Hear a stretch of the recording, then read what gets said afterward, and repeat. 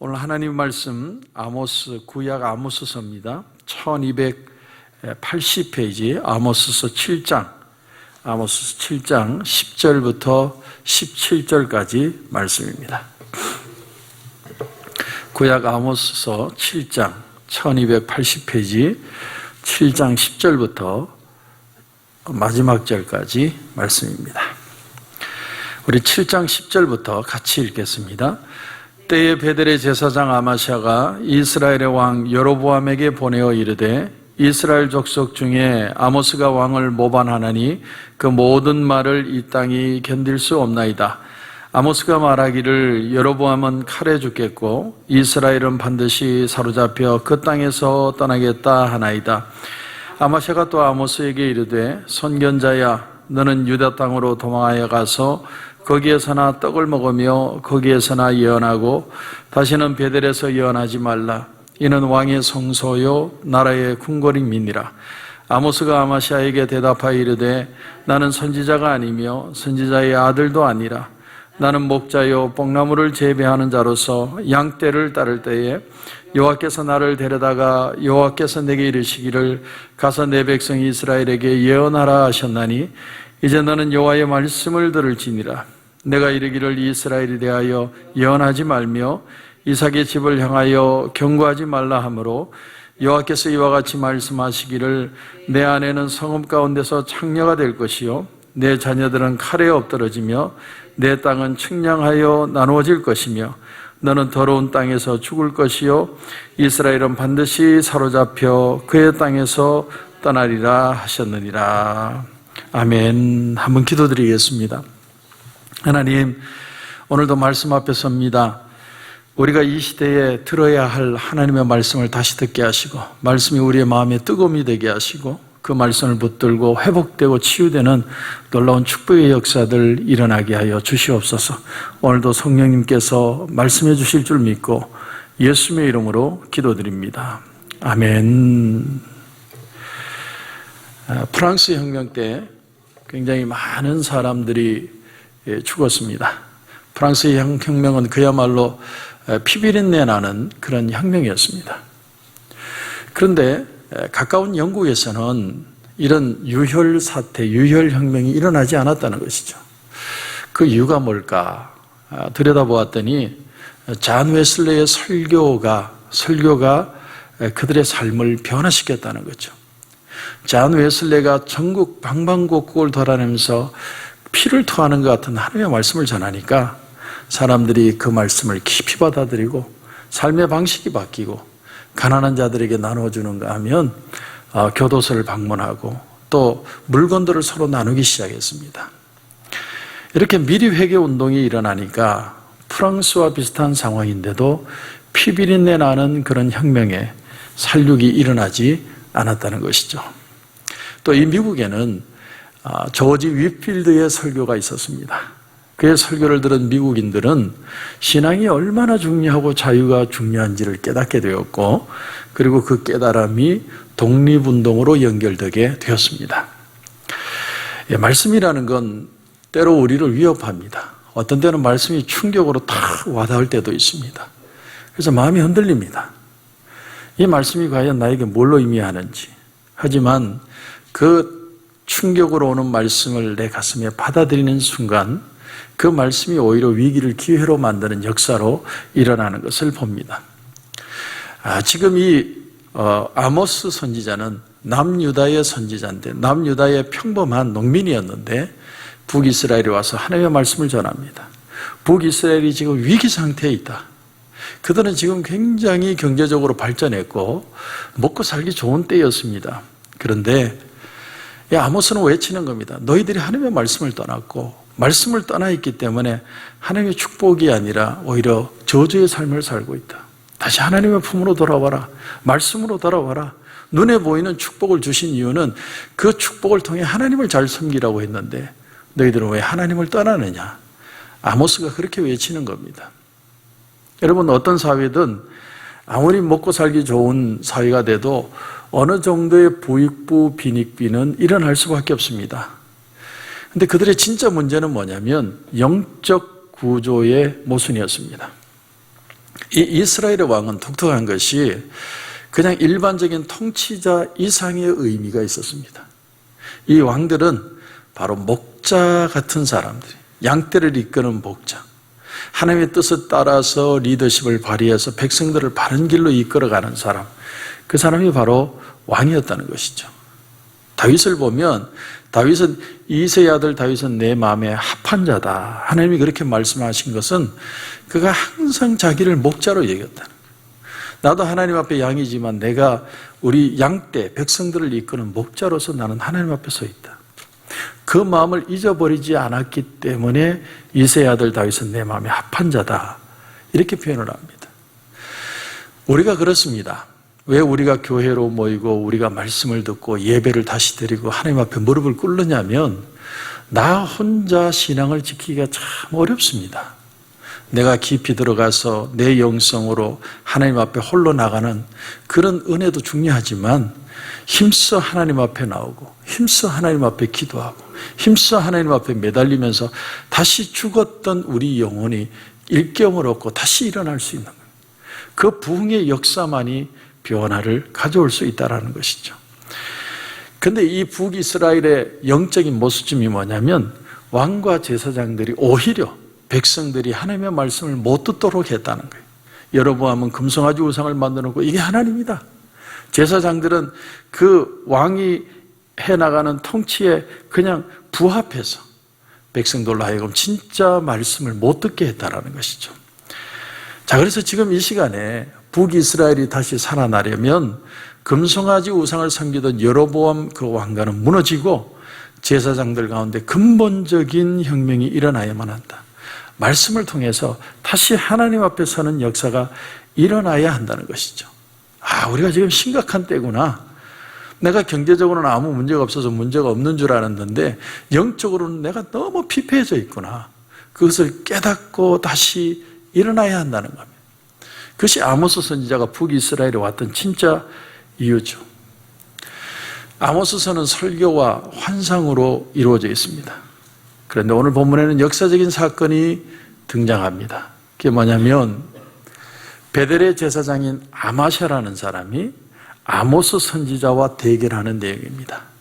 그러니까 형식적인 종교 지도자하고 진짜 말씀의 대언자가 대결하는 겁니다.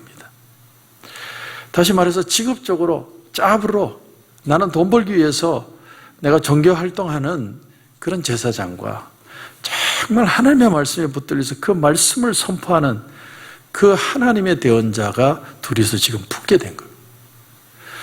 여러분 오늘 말씀의 11절을 보면 11절에 아모스가 말하기를 여로보암은 칼에 죽겠고 이스라엘은 반드시 사로잡혀 그 땅에서 떠나겠다 하나이다.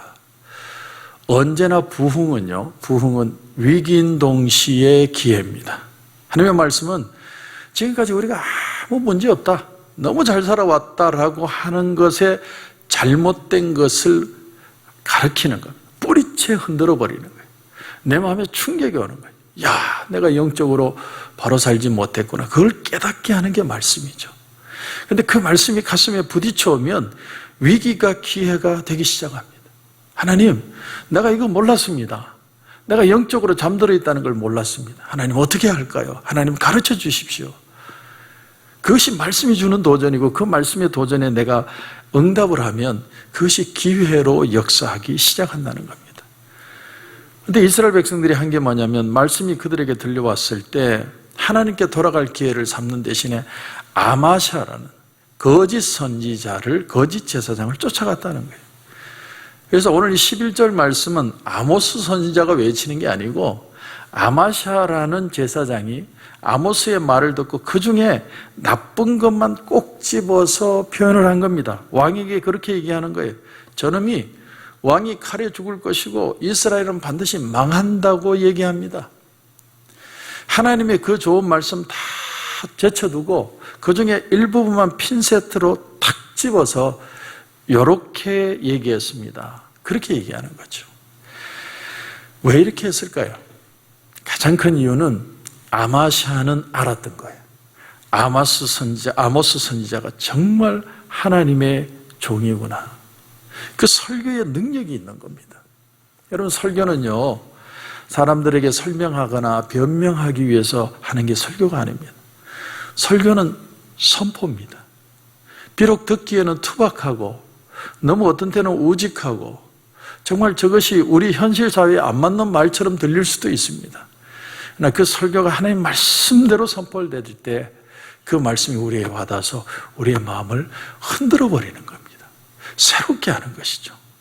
그래서 항상 그런 확신은 언제 생기느냐면 하나님의 말씀이 말씀으로 바로 해석될 때, 어떤 시대든 시대가 어두운 것도 문제지만 말씀이 말씀으로 들리지 않는 게 그 시대의 진짜 문제입니다.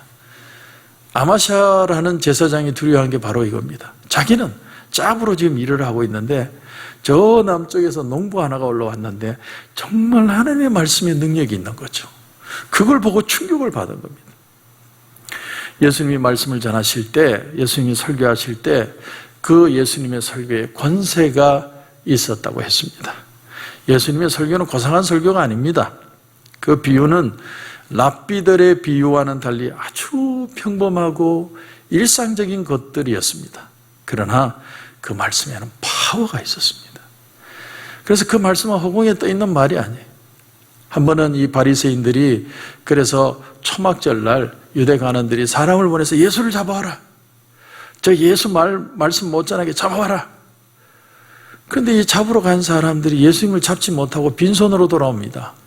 그리고 왜 그냥 왔느냐? 그랬더니 그 사람들의 반응이 뭐냐면 그 말씀에 권세가 있더라는 거예요.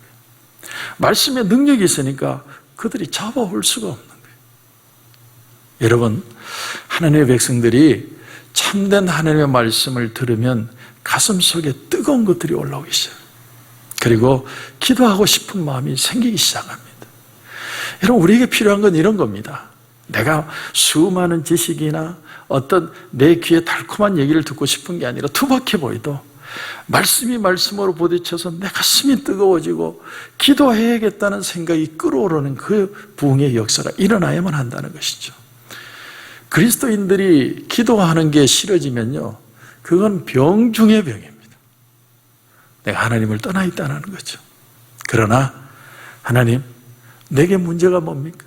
내가 왜 이렇게 일이 꼬였습니까? 왜 이렇게 답답합니까? 왜 이렇게 마음이 드라이합니까? 하나님, 가르쳐 주십시오. 은혜를 주십시오. 새롭게 해주시옵소서. 하나님 앞에 기도하는 마음이 생기는 그때부터 역사는 일어나고 부흥은 일어나기 시작한다는 거예요. 말씀을 듣다가 그 말씀이 내 가슴에 부딪혀서 견딜 수가 없는 거예요. 그게 하나님의 말씀의 능력이라는 것이죠. 아마샤는 아모스와는 수준이 다른 신분의 사람입니다. 하이 클래스입니다. 좋은 꽃길만 걸어가던 제사장입니다. 그런데 그에게는 아무런 말씀의 능력이 없습니다. 그래서 왕에게 고발만 하는 게 아니라 자기 자리를 지키기 위해서 아모스에게 위협도 합니다. 여러분 12절 보십시오. 아마샤가 또 아모스에게 이르되 선견자야, 너는 유다 땅으로 도망하여 가서 거기에서나 떡을 먹으며 거기에서나 예언을 해라. 빨리 네 동네로 도망가라, 이 말인 거죠. 그렇지 않으면 너 죽을 수도 있어, 이런 뜻이죠. 그 당시 이스라엘 백성들이 아마샤와 아모스 중에서 누구를 따랐을까요? 그 북이스라엘의 모든 백성들은 아마샤라는 거짓 종을 따르게 됩니다. 그렇게 하나님의 말씀이 선포되고 있는데도 하나님의 말씀이 들려오지 않고 아마샤라는 거짓 제사장의 말을 백성들이 듣습니다. 근데 이것이 결국은 이스라엘을 멸망시키게 되죠. 이 마지막 선지자의 예언을 무시했을 때 하나님이 말씀의 기근이 북이스라엘에 임하게 하는데 무려 700년 동안 하나님의 말씀이 들려오지 않습니다. 우리는 정말 말씀 앞에 다시 서는, 주의 종들이 정말 말씀을 붙들고 다시 서는 역사가 일어나야만 합니다. 아모스의 담대함, 아니 무모하리만치 저돌적인 표현을 여러분 한번 보시면 16절 17절입니다. 이제 너는 여호와의 말씀을 들을지니라. 네가 이르기를 이스라엘에 대하여 예언하지 말며 이삭의 집을 향하여 경고하지 말라 하므로 여호와께서 이와 같이 말씀하시기를 네 아내는 성읍 가운데서 창녀가 될 것이요 네 자녀들은 칼에 엎드러지며 네 땅은 측량하여 나누어질 것이며 너는 더러운 땅에서 죽을 것이요 이스라엘은 반드시 사로잡혀 그의 땅에서 떠나리라 하셨느니라. 아모스는 아마샤에게 아주 담대하게 저주 같은 말을 합니다. 이스라엘 백성들이 하나님께로 돌아오는 길을 막았기 때문에 너의 아내는 창녀가 될 것이다. 노예 중에 가장 천한 노예가 창녀죠. 네 아내가 그렇게 될 것이다. 또 네 자녀들은 칼에 죽임을 당할 것이다. 그리고 너는 땅을 다 빼앗기고 더러운 땅에서 죽을 것이다. 더러운 땅은 땅이 더럽다는 말보다는 하나님의 땅이 아니라 이방 땅에서 죽는다는 뜻이죠. 얼마나 비참한 얘기입니까? 아마샤가 지은 죄, 아마샤라는 제사장이 지은 죄는 뭐냐면 성령회방죄, 성령회방죄. 말씀이 말씀대로 선포되는 것을 막은 죄였습니다. 예수님께서 귀신을 쫓아내고 복음의 역사를 일으키니까 바리새인들이 뭐라고 얘기하냐면 저 사람은 바알세불의 귀신의 왕 바알세불의 힘을 빌어서 귀신을 쫓아낸다. 그렇게 표현을 합니다. 그러자 예수님이 뭐라고 얘기하시냐면 그러므로 내가 너에게 이르노니 사람에 대한 모든 죄와 모독은 사심을 얻되 성령을 모독하는 것은 사심을 얻지 못하겠고 또 누구든지 말로 인자를 거역하면 사심을 얻되 누구든지 말로 성령을 거역하면 이 세상과 오는 세상에서도 사심을 얻지 못하리라. 예수님은 육신을 입고 그때 와 있기 때문에 육신적으로는 예수님을 핍박할 수 있다는 거예요. 그러나 눈에 보이지 않는 성령의 역사를 막으면 다시는 사함을 얻지 못한다. 여러분, 우리가 가장 귀하게 생각이 되는 게 뭐냐면 성령의 역사가 흘러오는 것을 막고 있지 않는가. 우리는 하나님 앞에 기도해야 됩니다. 목사로서 제가 제일 해야 되는 일 중에 하나는 영적인 눈이 떠져서 영적으로 깨어 있어서 성령의 역사가 다시 일어나도록 하나님의 말씀으로 성도들에게 도전하는 겁니다. 왜 그게 중요하냐면 말씀이 다시 부딪혀 오면 희망이 있는데 말씀이 부딪혀 오지 않으면 그것이 바로 패배라는 거예요. 그것이 망함이라는 거예요. 오늘 이 시대에 정말 필요한 건 뭐냐면 하나님은 많은 걸 요구하시는 게 아니라 우리가 첫 단추를 잘못 꼈다는 거예요. 하지만 지금이라도 하나님 어떻게 하면 좋겠습니까? 하나님 앞에 울부짖고 기도하면 하나님이 우리의 방법이 되어 주시겠다는 거예요. 언제든 하나님은 위기가 기회되도록 만들어 주신다는 거예요. 그러므로 걱정하지 말고 말씀 앞에 돌아오고 말씀을 붙들고 믿음으로 기도하라는 것입니다. 그러면 우리에겐 다시 기회가 있을 것입니다. 그런 은혜가 저와 여러분 가운데 넘치시길 주님의 이름으로 축원합니다. 기도드리겠습니다. 하나님, 오늘 아모스 선지자를 통해서 하나님의 말씀이 들려오는 것이 얼마나 귀한지를 깨달았습니다. 한 사회가 망하고 사라지는 건 하나님의 말씀이 더 이상 들려오지 않기 때문임을 우리가 발견합니다. 영적으로 우리 교회가 다시 살아나게 해주시옵소서. 우리의 가정들도 다시 살아나게 해주시옵소서. 말씀 붙들고 믿음으로 기도하는 역사들 일어나게 하셔서 부딪히는 말씀에 아멘하며 승리하는 축복의 역사들 일어나게 하여 주시옵소서. 오늘도 주님 기도하는 가운데 큰 은혜 주실 줄 믿고 예수님의 이름으로 기도드립니다. 아멘.